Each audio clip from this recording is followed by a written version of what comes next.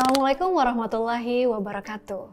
Hai Sobat Ikonisia, dalam pembahasan sebelumnya kita sudah berdiskusi mengenai apa itu CSR dan mengenai hubungan antara CSR dan Community Relations.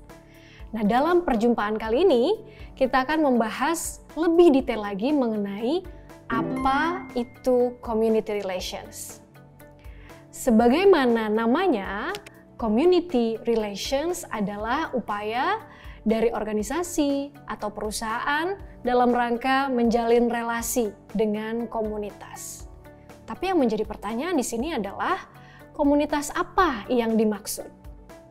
Untuk mengetahui lebih dalam dan mempermudah Sobat Ikonisia memahami Community Relations, maka kita akan memahami dulu apa itu makna community dalam community relations. Paling tidak, makna community dalam community relations itu terdapat dua definisi. Yang Sobat Ikonisia bisa lihat pada layar, ada dua kalimat yang memuat kata komunitas di dalamnya. Kalimat yang pertama adalah komunitas ilmuwan pendukung teori evolusi. Kalimat yang kedua adalah pengembangan komunitas Dusun Tapanrejo. Nah, dari dua kalimat tersebut, Sobat Ikonisia bisa merasakan ya bahwa definisi komunitas dalam dua kalimat tersebut itu memiliki definisi yang berbeda. Untuk kalimat yang pertama, komunitas dalam kalimat tersebut bermakna sebagai kategori yang mengacu pada orang yang saling berhubungan berdasarkan nilai dan kepentingan atau interest bersama yang mirip, yang sama. Ya, komunitas ilmuwan maka bermakna sebagai sekelompok orang gitu ya yang memiliki interest terhadap ilmu yang kemudian membuat sebuah perkumpulan tadi, komunitas. Nah, yang kedua berbeda dengan kalimat yang kedua ya, pengembangan komunitas Dusun Tapanrejo ini bermakna bahwa kategori manusia yang berhubungan ini berdasarkan lokalitas atau berdasarkan wilayah tinggal yang sama, yakni sama-sama di Dusun Tapanrejo. Ya, yang karena mereka kemudian tinggal di wilayah yang sama, bisa jadi mereka kemudian menghadapi isu yang sama, kemudian mereka juga akhirnya bisa kemudian memiliki kepentingan yang sama dan juga memiliki nilai yang sama. Maka dari dua kalimat tersebut kita bisa menyimpulkan bahwa dua makna atau dua definisi komunitas atau community dalam community relations itu mengacu pada yang pertama adalah berkaitan dengan interest atau kepentingan, yakni interaksi dalam struktur sosial yang mungkin ada di lokasi yang berbeda tetapi disatukan oleh kepentingan atau nilai yang sama. Contohnya seperti dalam kalimat tadi adalah komunitas ilmuwan. Atau contoh yang lain misalnya komunitas seniman, komunitas pecinta lingkungan misalnya. Nah, untuk yang kedua, definisi komunitas yang kedua adalah berkaitan dengan lokalitas. Maknanya adalah orang-orang yang berdiam di lokasi yang sama, maka kemudian mereka memiliki komunitas tertentu. Ya, misalnya tadi orang-orang yang kemudian tinggal di Dusun Tapanrejo, maka kemudian mereka membentuk komunitas Dusun Tapanrejo. Atau misalnya orang-orang yang tinggal di sekitar kompleks dari pabrik atau lahan tambang, atau mereka kemudian tinggal di sekitar wilayah perusahaan atau organisasi, maka mereka kemudian bisa juga disebut sebagai komunitas warga lokal setempat. Nah, dua makna dari komunitas dalam community relations ini kemudian bisa kita pahami bahwa ketika perusahaan atau organisasi ingin melakukan sebuah relasi, membuat sebuah relasi yang baik dengan komunitas tadi, ia ingin melakukan community relations, maka itu bermakna mereka bisa kemudian menjalin hubungan dengan orang-orang yang memiliki interest atau kepentingan yang berelasi dengan si perusahaan itu sendiri, ya, pada bidang-bidang yang kemudian berkaitan dengan perusahaan, Atau bisa jadi tidak kemudian pada bidang-bidang yang berkaitan dengan perusahaan, namun karena kemudian warga lokal setempat itu juga terkena dampak dari apa yang dilakukan, aktivitas yang dilakukan oleh perusahaan, maka perusahaan perlu kemudian menjalin relasi dengan warga sekitar perusahaan. Nah, komunitas sekitar lokasi kegiatan organisasi itu sering kemudian diibaratkan sebagai tetangga. Maka ketika kemudian ingin melakukan community relations, perusahaan perlu kemudian memiliki point of view bahwa perusahaan ini harus kemudian menjalin relasi dengan tetangga secara baik. Ya, bagaimana kemudian perusahaan ini bertetangga dengan baik, gitu ya, dengan warga-warga yang kemudian tinggal di sekitar perusahaan atau di sekitar organisasi.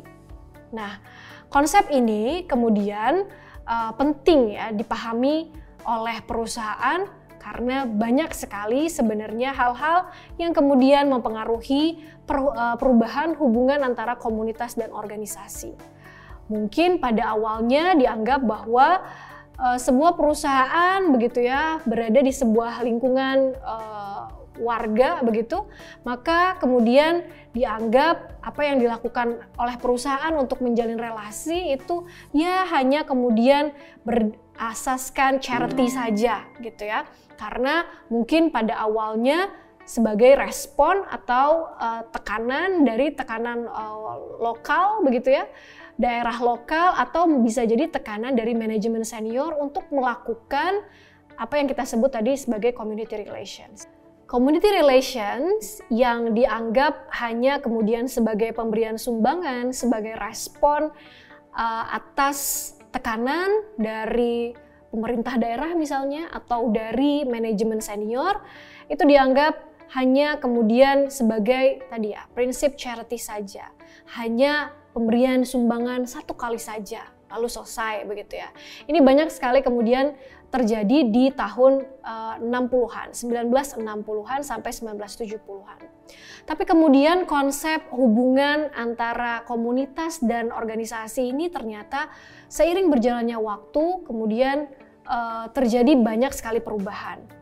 Dan perubahan-perubahan itu kemudian menghantarkan bagaimana yang sekarang kita bisa lihat bahwa community relation sekarang dipandang menjadi sebuah upaya yang juga cukup strategis dalam bagaimana kemudian si perusahaan ini bisa mencapai tujuan dari organisasinya.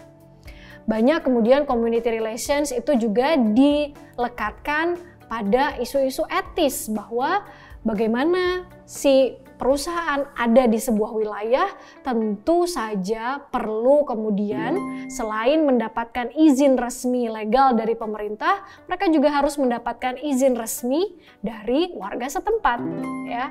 Bayangkan saja bagaimana jika sebuah perusahaan kemudian tidak diizinkan oleh warga setempat berada di wilayah tersebut. Tentu saja secara keamanan itu akan sangat beresiko. Bisa jadi kemudian akses jalan akan ditutup oleh perusahaan, oleh warga setempat misalnya, yang itu bisa banyak sekali berdampak pada aktivitas organisasi atau perusahaan tersebut. Maka penting sekali kemudian menjaga hubungan dengan komunitas ya, dengan warga setempat yang kemudian berada di sekitaran dari organisasi atau perusahaan tersebut.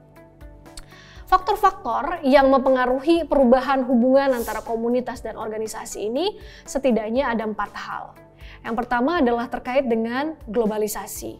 Kita tahu sekarang bisnis, ekspansi bisnis ini semakin kemudian merajalela.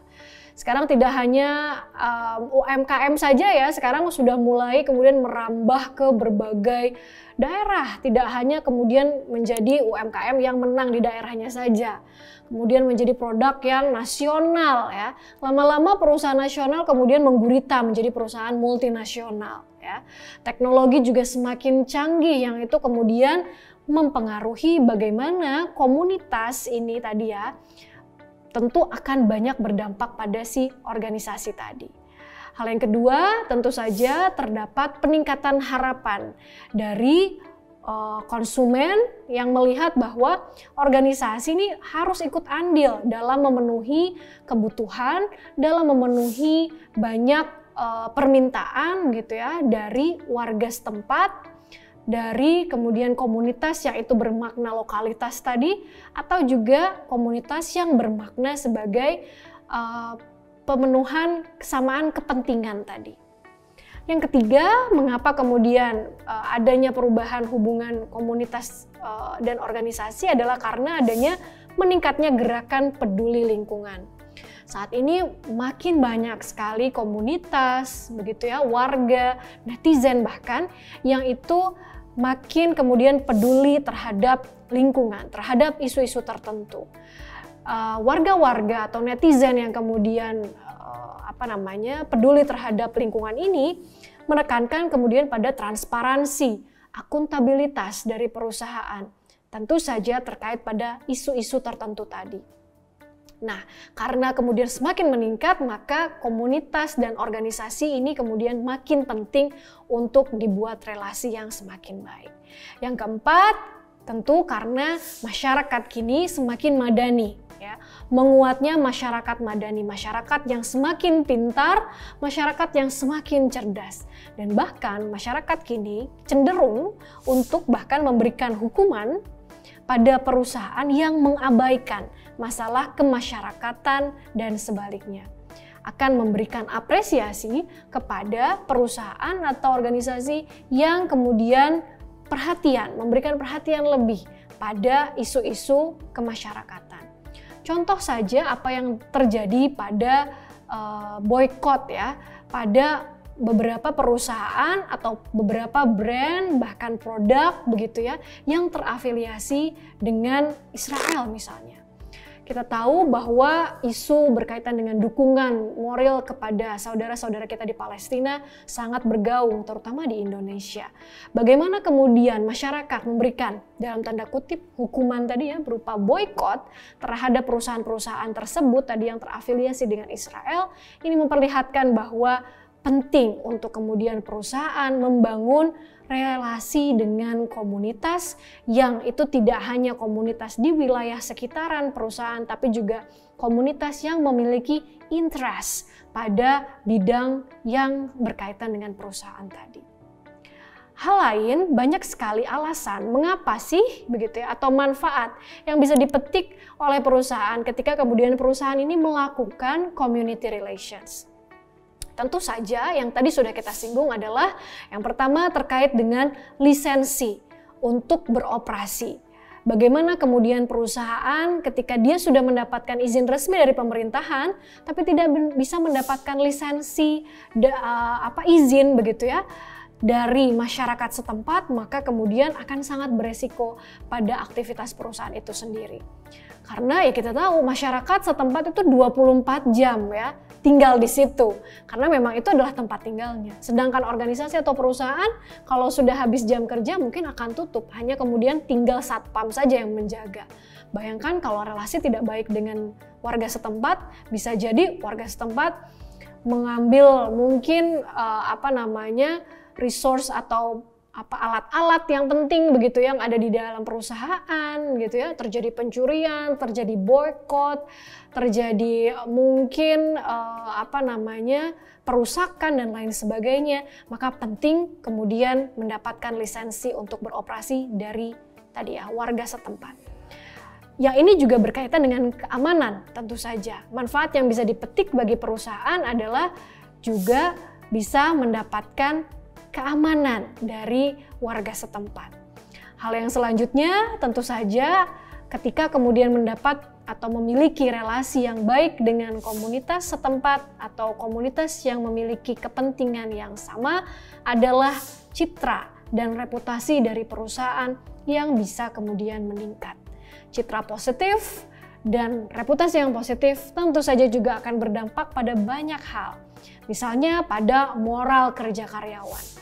Karyawan tentu saja akan lebih berbangga, akan lebih happy ketika kemudian ia bekerja pada sebuah perusahaan atau organisasi yang memiliki citra dan reputasi yang baik. Dan citra dan reputasi yang baik juga bisa berdampak pada finance tentu saja. ya. Sudah banyak riset yang menunjukkan bahwa perusahaan atau organisasi yang memiliki citra positif atau citra yang baik itu akan lebih dipilih oleh para konsumen dibandingkan perusahaan yang tidak memiliki citra dan reputasi yang baik. Hal yang selanjutnya yang tentu saja penting kenapa sih harus dilakukan community relations adalah dalam rangka untuk mencapai tujuan organisasi. Komunitas tentu saja banyak sekali menyumbang dalam pencapaian tujuan organisasi ini. Maka penting sekali bagaimana community relations itu dilakukan dengan baik dan juga dengan tentu saja proses-proses yang tidak instan. Jadi bagaimana proses community relations yang baik itu? Saya akan memberikan satu gambaran yang bisa dilihat di layar, setidaknya ada 5 step ya. Proses community relations yang baiknya tidak hanya dipandang sebagai ajang bagi-bagi sumbangan ya, atau sebagai cara pemadam kebakaran gitu ya. Kalau ada isu negatif, maka kemudian perusahaan baru buru-buru begitu ya memberikan sumbangan pada komunitas, orang-orang warga setempat yang tinggal di sekitar perusahaan. Nah, untuk menghindari itu maka perlu ada usaha sistematis dalam memperbaiki proses community relations itu. Bagaimana caranya? Ini sebenarnya sama dengan proses kerja PR, yakni steps yang kemudian diawali dari fact finding. Fact finding tentu saja adalah dalam rangka mencari fakta-fakta yang berkaitan dengan sumber isu dari si komunitas yang akan menjadi target sasaran community relations-nya. Bagaimana sih sebenarnya komunitas yang akan kita targetkan, apa ya yang mereka butuhkan, kemudian hambatan apa ya yang sekarang mungkin sedang dihadapi, karena kan dalam rangka membantu komunitas ini apa yang bisa dilakukan. Fakta-fakta ini yang kemudian perlu dikumpulkan sehingga kemudian fact finding ini bisa memberikan asupan yang clear untuk proses divining problem.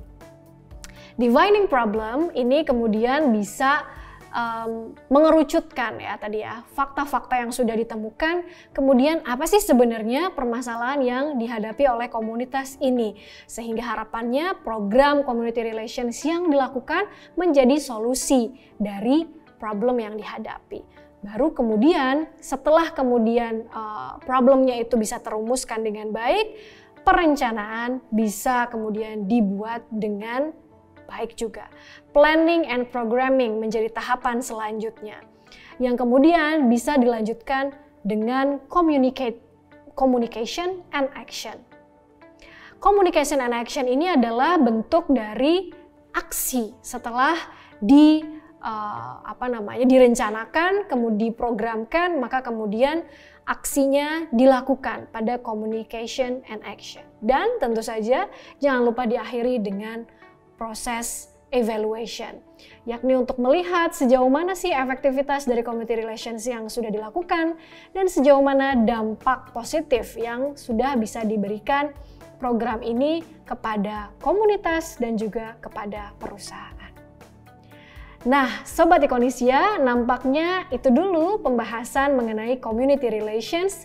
Jumpa lagi dalam pembahasan-pembahasan menarik berikutnya. Terima kasih. Wassalamualaikum warahmatullahi wabarakatuh.